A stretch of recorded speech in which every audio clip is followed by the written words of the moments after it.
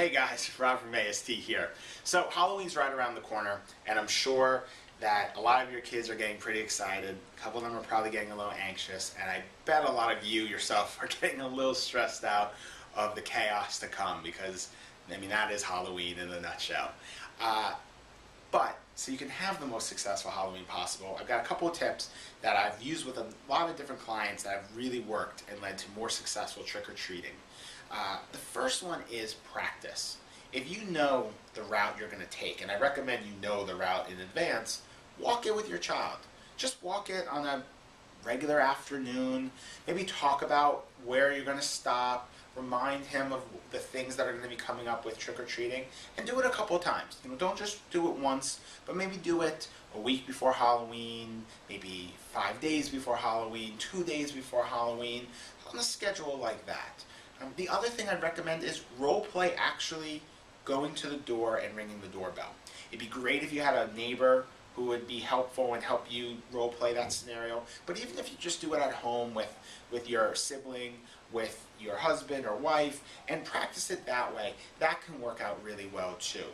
But make sure if you do that, make sure you give your child that piece of candy at the end. It's going to really increase the motivation for doing it the right way as you proceed on the actual Halloween.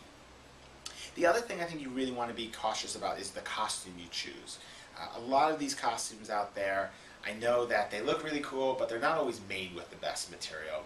And since so many of our kids do have sensory issues, just be really cautious about that. I know a lot of the kids I've worked with, anything around the ears and the head is a huge no-no, because that's just going to lead to a lot more frustration, a lot more just discomfort, and by house 4 or 5, we just knew it wasn't going to be a good one.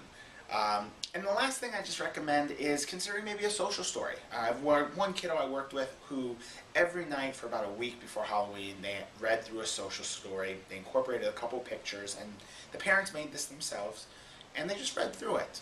This is what Halloween night is going to be like. This is where we're going to start. This is what it's like to ring the doorbell and how we get candy, etc. And that led to actually the best Halloween that they'd ever had. So hopefully these tips help. Hopefully you have a great Halloween, not just for your kiddo, but the whole family. Everyone gets good candy and just has a lot of fun. Hopefully you see you more on Facebook. Give some posts. Let us know how everything is going. Give me a call, 866-278-1520, and of course more info at autismtherapies.com. Happy Halloween, guys.